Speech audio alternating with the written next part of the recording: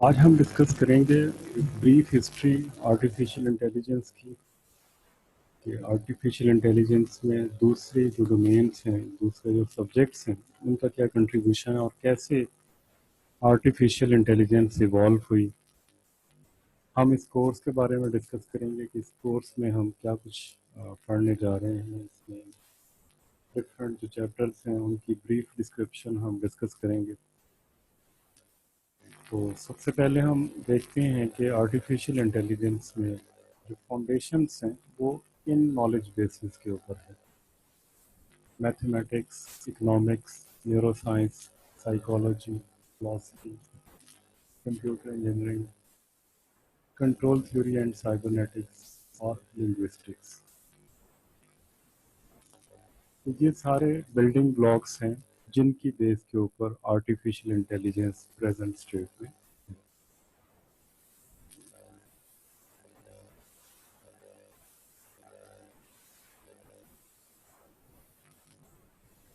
تو اس میں ہم نے جو آرٹیفیشیل انٹیلیجنس آرٹیفیشیل انڈسٹری ہے اس کے بارے میں ڈسکس کرتے ہیں.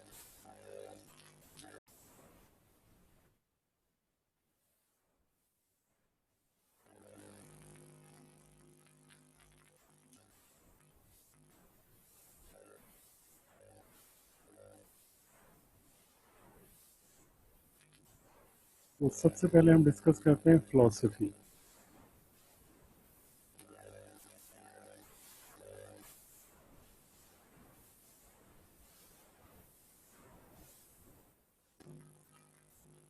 فلاسفی کی بیس کے اوپر آرٹیفیشیل انٹیلیجنس جو ہے philosophy why we need philosophy for artificial intelligence. وہ فلاسفی یوز ہوتی ہے کہ کوئی ایسے رولس ہوں جس سے کوئی ویلڈ کنکلوژن ڈرا کر سکیں.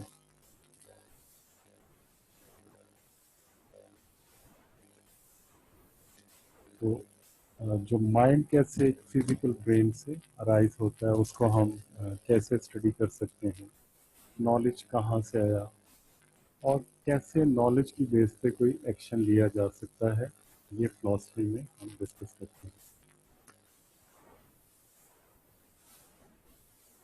تو فلاسفی میں ہم لاجک، میتھڈس آف ریزننگ اور مائنڈ کو ہم ایز اے فزیکل سسٹم لیتے ہیں جو کسی سیٹ آف رولز کے اوپر کام کرتا ہے. اس کے علاوہ فلاسفی جو ڈسکس کرتی ہے وہ فاؤنڈیشنز آف لرننگ، لینگویج اور ریشنلٹی کو ڈسکس کرتی ہے. ارسطو جو ہے وہ ایک بہت گریٹ فلاسفر تھا جو اس بک کے کور کے اوپر بھی ہے جو آپ بک اسٹڈی کر رہے ہیں. تو ارسطو جو پہلا فلاسفر تھا جس نے لاز گورن کیے جو کسی بھی مائنڈ کا ریشنل پارٹ ہو. اس نے سیلوجنس بنائے ریزننگ کے لیے. تو اب جو سیلوجزم ہے وہ کیا ہے کہ ایک جو کنکلوژن جنریٹ کر سکے میکینیکلی، آپ کو جو بھی گیون انیشیل فرمائزز ہیں ان کے مطابق آپ کوئی بھی کنکلوژن جنریٹ کر سکیں. تو فلاسفی جو ہے وہ بیسڈ آن لاجک ہے کہ کس طرح ہم لاجک اور ریزننگ کی بیس کے اوپر کسی کنکلوژن کو ڈرا کر سکتے ہیں.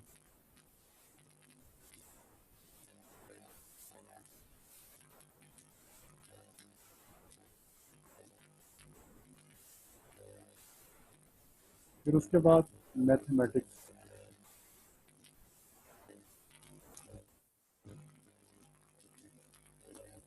جو فلاسفی وہ ہمیں لاجیکل رولس دیتی ہیں، لیکن ان لاجیکل رولس کو ہم کیسے فارملی پریزنٹ کر سکتے ہیں تاکہ ہم کوئی ویلڈ کنکلوژنس ڈرا کر سکیں، اور ان رولس کی بیس پہ ہم کیا کمپیوٹ کر سکتے ہیں، اور کوئی ایسی انسرٹن انفارمیشن آتی ہے ہم ان کو کیسے जो है रीज़न कर सकते हैं।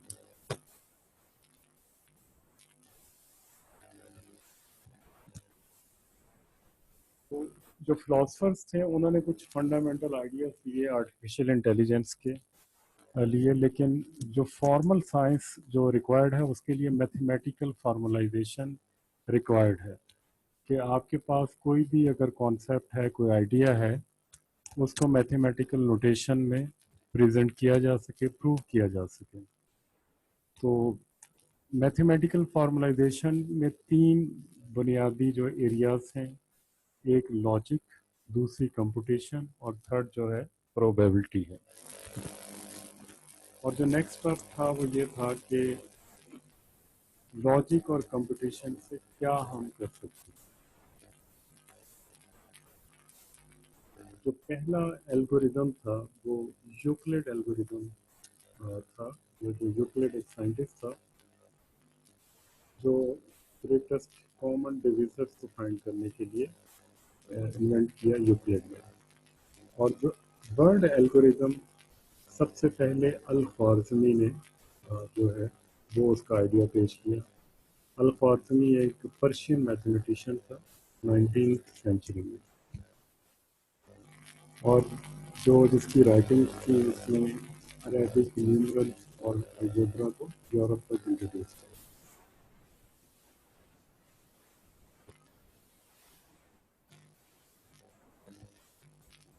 Then comes economics.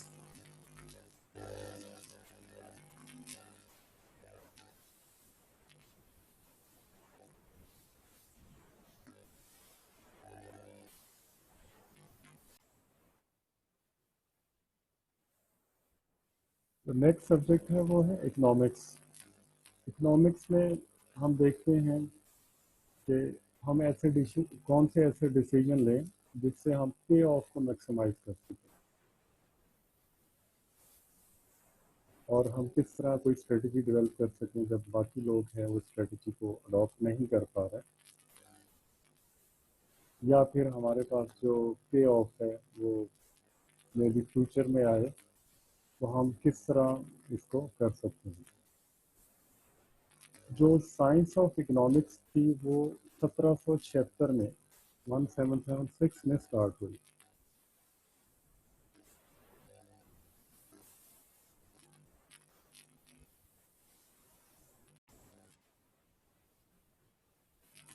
तो जो साइंस ऑफ इकोनॉमिक्स है 1776 में स्टार्ट हुई, जब स्कॉटिश फिलोसफर था एडम स्मिथ, जिसने पब्लिश किया an inquiry into the nature and cause of the wealth of Nations. और इसके बाद जो एशियन ग्रीक्स थे या दूसरे हैंडमेड कंट्रीब्यूशन थे जो इकोनॉमिक थॉट में यूज हुए। तो बहरहाल Smith was the first to treat it as a science. उसका जो आइडिया था कि जो इकोनॉमिक्स है उसको हम ऐसे ले सकते हैं कि जो एक सोच है जो किसी एक इंडिविजुअल एजेंट की है, जो मैक्सिमाइज करना चाह रहा है अपनी मुआशियात को, अपनी वेलबींग को। तो बहुत से लोग जो है जो इकोनॉमिक्स या जिसको हम उर्दू में मुआशियात भी कहते हैं, तो ये वेल्थ के बारे में है, मनी के बारे में है। तो एक्चुअली जो इकोनॉमिक्स है इट्स नॉट अबाउट मनी। जो इकोनॉमिक्स है कि लोग कैसे चॉइसेस करते हैं जिससे कोई प्रेफर्ड आउटकम आती है, कौन से ऐसे डिसीजन करें लोग कि जिससे कोई ऐसी चॉइस आए जो उसको वेल पे ऑफ करे।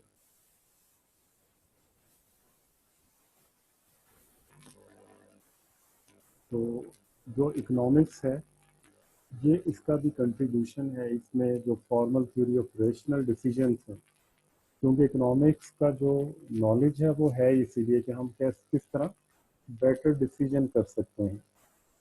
तो इसमें बहुत सी थ्योरीज हैं जो आर्टिफिशियल इंटेलिजेंस में यूज़ होती हैं, जिस तरह के formal theory of rational decisions ये यूज़ होती है।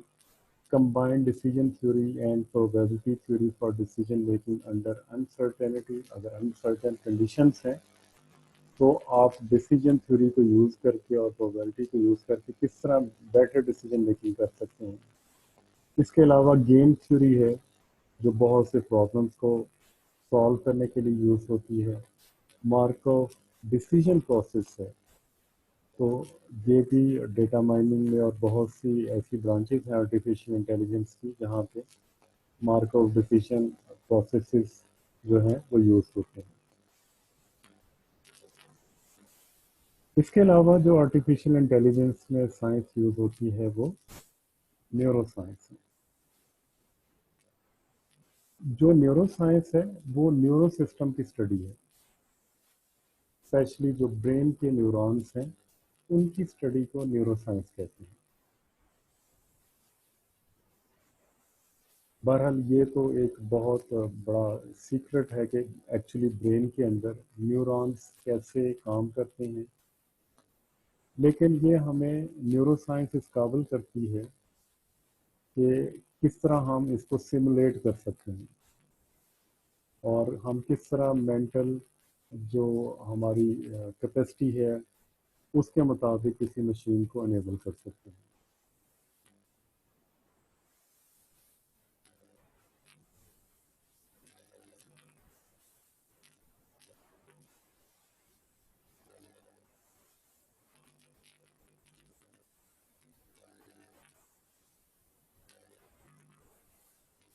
मार्कोव डिसीजन को हम पढ़ेंगे एज ए जो पार्ट ऑफ लेक्चर है.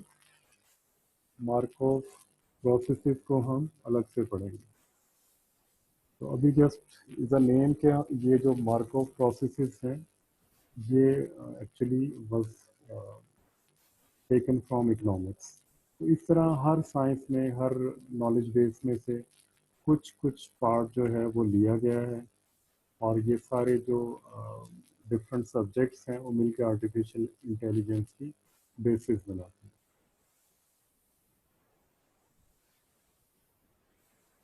तो न्यूरो साइंस जो है वो न्यूरो सिस्टम की स्टडी है, स्पेशली ब्रेन की. अरस्तो ने कहा था कि जो ह्यूमन माइंड है, अगर हम बॉडी और ब्रेन का जो एस्पेक्ट रेशो देखें तो इंसानों में सबसे बड़ा ब्रेन है as compare to other animals. कि जो ह्यूमन माइंड है, ये human brain is the largest brain in proportion to his size.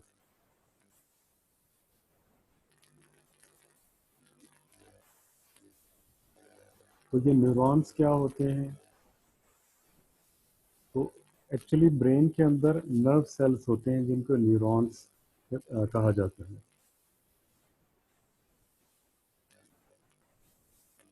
तो 1873 में कैमिलो ग्लोगी उसने एक टेक्निक यूज़ की जिसके ज़रिए हम इंडिविजुअल न्यूरॉन्स को जो ब्रेन में होते हैं उनको स्टडी कर सकते हैं, ऑब्ज़र्व कर सकते हैं.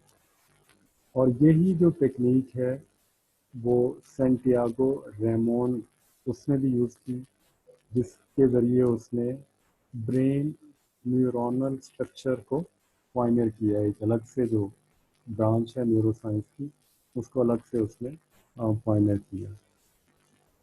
और जो निकोलस रशबेट्सकी एक साइंटिस्ट था, उसने मैथमेटिकल मॉडल्स को यूज़ किया न्यूरॉन सिस्टम्स के ऊपर और एक्चुअली यही जो है वो बुनियाद बनी न्यूरो साइंस की. तो एक न्यूरॉन के अंदर हमारे पास, क्योंकि न्यूरॉन जो है वो ब्रेन सेल्स हैं, इसमें एक्सॉन होते हैं और ये डिफरेंट पार्ट्स होते हैं, इनको भी हम डिस्कस करेंगे.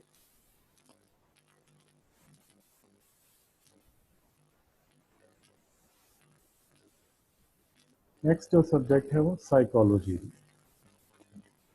साइकोलॉजी का सब्जेक्ट हमें बताता है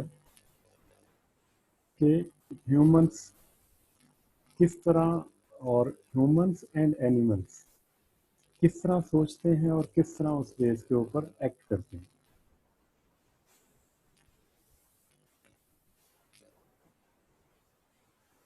سائیکالوجی ہمیں بتاتی ہے کگنیٹو سائیکالوجی کہ جو برین ہے وہ ایک انفارمیشن پروسیسنگ مشین ہے. اس کو کوئی ہم انپٹ دیتے ہیں، برین اس کو پروسیس کرتا ہے اور اس کے بعد کوئی ایکشن پرفارم ہوتا ہے. اور اسی وجہ سے یہ سائیکالوجی کی بیس کے اوپر ہی ایک الگ سے جو سائنس ہے کگنیٹو سائنس جو ہے وہ ڈیولپ ہوئی. اور جو کمپیوٹر ماڈلس ہیں وہ یوز ہونا شروع ہو گئے اسٹڈی کرنے کے لیے لینگویج کو، میموری کو، اور کسی بھی سائیکالوجیکل پرسپیکٹو سے ہم ان کو اسٹڈی کر سکتے ہیں. نیکسٹ جو سبجیکٹ ہے جو آرٹیفیشیل کی انٹیلیجنس کی فاؤنڈیشن ہے وہ کمپیوٹر انجینئرنگ ہے. تو کمپیوٹر انجینئرنگ ہمیں بتاتا ہے کہ کس طرح ہم پاورفل مشینز بنا سکتے ہیں، کیونکہ آرٹیفیشیل انٹیلیجنس کی جو بھی سسٹمز ہوتے ہیں mostly they need lot of processing. تو یہ جو پروسیسنگ کو انیبل کرنے کے لیے ہمیں جو ہے ایسی مشینز چاہیے جس میں ہائیلی ایفیشینٹ پروسیسرس لگے ہوں جو اس کیپیبل ہوں کہ کسی بھی ڈیٹا کو پروسیس کر سکیں. جب بھی کوئی آرٹیفیشیل انٹیلیجنس بیس سسٹم بنتا ہے تو اس میں بہت سی پروسیسنگ انوالو ہوتی ہے اور بعض اوقات ریئل ٹائم پروسیسنگ انوالو ہوتی ہے. تو وہاں پہ کمپیوٹر انجینئرنگ کا جو سبجیکٹ ہے وہ یوز ہوتا ہے کہ کس طرح ہم ہائیلی سینسٹیو ایکوریٹ سسٹم جو ہے وہ بنا سکیں. Computer engineering is about how can we build an efficient computer. تو آرٹیفیشیل انٹیلیجنس کی سکسیس کے لیے ہمیں دو چیزوں کی ضرورت ہوتی ہے. First thing intelligence and artifact. تو جو کمپیوٹرس ہیں یہ آرٹیفیکٹ آف چوائس ہیں. جتنے بھی ماڈرن ڈیجیٹل الیکٹرانک کمپیوٹر ہیں وہ جو انوینٹ ہوئے وہ انڈیپینڈنٹلی انوینٹ ہوئے اور اس میں عموماً یہ ہے کہ جتنے بھی سائنٹسٹ ہیں وہ یوز کر سکتے ہیں کمپیوٹرس کو. جو فرسٹ آپریشنل کمپیوٹر سسٹم تھا that was electro mechanical computer system وہ ہیتھ رابنسن نے 1940s میں بنایا تھا. اور اس کے بعد ایلن ٹیورنگ کی جو ٹیم تھی جنہوں نے سنگل پرپز کے لیے یہ کمپیوٹر انوینٹ کروایا تھا. وہ سنگل پرپز کیا تھا کہ Alan Turing was a code breaker. تو اس نے ڈی سائفر کیا تھا جرمن میسیجز کو. Deciphering is a technique کہ جس میں ہم جو انکرپشن کی جو ٹیکنیک ہے اس میں سے ٹیکسٹ کو ہم الگ کرتے ہیں. تو Alan Turing was a code breaker. تو اس کے لیے ہیتھ رابنسن نے 1940 میں ایک کمپیوٹر انوینٹ کیا تھا that was electro mechanical computer. اور اس کے ذریعے ایلن ٹیورنگ نے جرمن میسیج کو ڈی سائفر کیا تھا.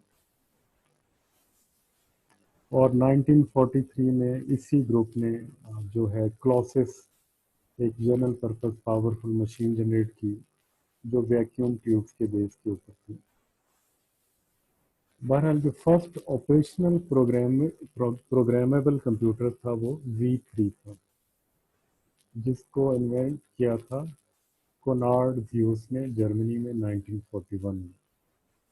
اور اس کے علاوہ زیوس نے فلوٹنگ پوائنٹ نمبرز اور first high level programming language Plankalkul جو ہے وہ بھی انوینٹ کی تھی.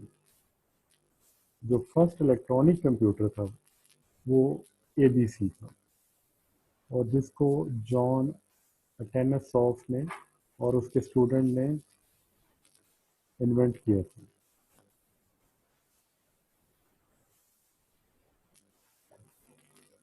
اور اس کو جو تھا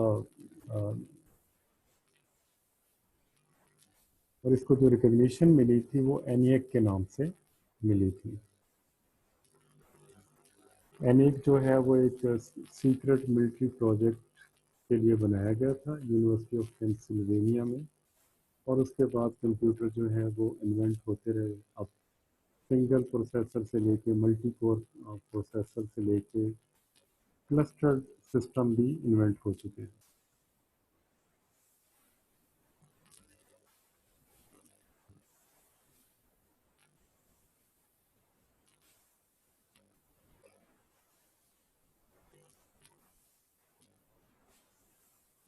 اس کے بعد کنٹرول تھیوری اور سائبرنیٹکس جو ہے وہ بھی آرٹیفیشیل انٹیلیجنس کی ایز اے فاؤنڈیشن یوز ہوتی ہے.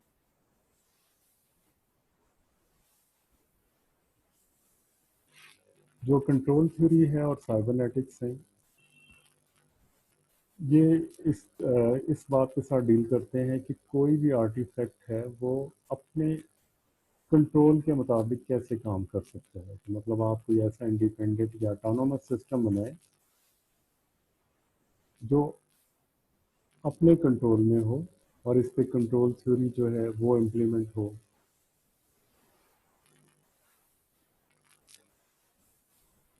تو ماڈرن کنٹرول تھیوری کیا کہتی ہے کہ جو بھی آپ کا ڈیزائن سسٹم ہے وہ ود دا ٹائم پیسج اپنے سسٹم کو ایوالو کرے. اس کے بعد جو لنگوسٹکس ہیں وہ انوالو ہوتی ہیں. لنگوسٹک ہمیں بتاتی ہیں کہ لینگویج اور تھنکنگ وہ کیسے آپس میں ریلیٹ کرتی ہیں. اس میں جو ماڈرن لنگوسٹک ہیں پلس اے آئی یہ دونوں انوالو ہوتی ہیں. اس میں جو کمپٹیشنل انٹیلیجنس ہے وہ یوز ہوتی ہے نیچرل لینگویج پروسیسنگ کی. نیچرل لینگویج پروسیسنگ میں جو کامن مین لینگویج ہے لائک انگلش لینگویج ہے اس کو مشین کیسے ٹرانسلیٹ کر سکتی ہے کیسے انڈرسٹینڈ کر سکتی ہے. تو یہ تھیوریز جو ہے یہ یوز ہو چکی ہیں. یہ کچھ فاؤنڈرز کے نام ہیں آرٹیفیشیل انٹیلیجنس کے: ارسطو، Alan Turing, John McCarthy, Warren McCulloch, Walter Pitts, Claude Shannon, Marvin Minsky, Dean Edmonds, Herbert Simon, Allen Newell, David Waltz, Tom Mitchell, Stuart J Russell, Peter ناروک اور اس کے علاوہ اینڈریو این جی آج کل جو top نیم ہیں scientist میں. یہ سارے ڈفرینٹ آرٹیفیشیل انٹیلیجنس کے فاؤنڈرز ہیں اور ان کا بہت کنٹریبیوشن ہے اس میں. جو آرٹیفیشیل انٹیلیجنس کے ریسورسز اگر آپ انٹینسولی اسٹڈی کرنا چاہ رہے ہیں تو اس کے جو میجر جرنل یا کانفرنسز ہیں ان کے یہ نام ڈسپلیڈ ہیں. جیئر ہے، ٹی پی اے ایم آئی ہے، جی ایم ایل آر ہے. یہ ڈفرینٹ جرنلس ہیں جن کو اگر آپ سرچ کریں تو یہ آپ کو مل سکتے ہیں.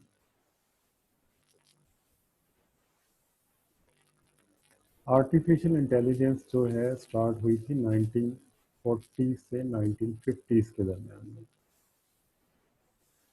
تو میک کلاچ اور پٹس انہوں نے بولین سرکٹ بنایا تھا جو ایک برین کو ماڈل کرنے کے لیے.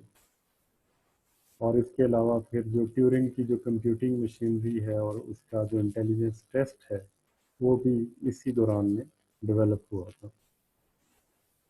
تو ٹیورنگ ٹیسٹ کیا تھا؟ ٹیورنگ ٹیسٹ یہ ہمیں بتاتا تھا کہ ٹیورنگ ٹیسٹ ایک سینیریو بلڈ کرتا تھا کہ ایک ہیومن انٹیروگیٹر وال کے ایک طرف بیٹھا اور دوسری طرف جو ہے ایک ہیومن بینگ ہے اور ایک سسٹم ہے.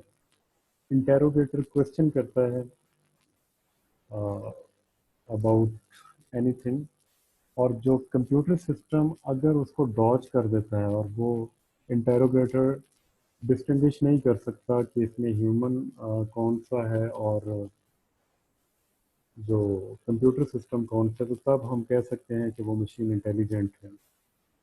اس کے بعد 1950 سے 1970 میں جو ہے اس کو کہتے ہیں اے اسپرنگ بھی، کہ جب بہت زیادہ اس میں جوش و جذبہ پیدا ہوا کہ آرٹیفیشیل انٹیلیجنس بہت زیادہ جو ہے وہ پروگرس دے سکتی ہے. اس میں بہت سے پھر پروگرام بنے اے آئی پروگرامس لائک سیموئلس چیکرز پروگرام. کہ اس پروگرام ایک پروگرام بنا جو مووز یوز ہوتی تھی چیکرز پروگرام چیکرز گیم میں وہ ساری مووز کو ماڈل کیا گیا. اس کے علاوہ ڈارتھ ماؤتھ میٹنگ جو آرٹیفیشیل انٹیلیجنس کے لیے ہوتی ہے 1956 سے اسٹارٹ ہوئی. اور اس کے علاوہ ایم آئی ٹی ویڈیو اکائی تھنکنگ مشین جو یوٹیوب کے اوپر لانچ ہوئی. اس کے بعد 1970 سے لے کے 1990 میں نالج بیسڈ اے آئی کا دور آیا جس میں ایکسپرٹ سسٹم جو ہے وہ انٹروڈیوس ہوئے اور جو اے آئی ہے وہ ایک انڈسٹری بن گئی اور اس میں کمرشل پروڈکٹس بھی بننا شروع ہو گئے. लेकिन इसमें जो एंथ्यूजियाज्म था 1950 70s 1950 से लेकर 70s का वो नहीं था। इसको इसलिए एआई विंटर भी कहते हैं। अभी मीटिंग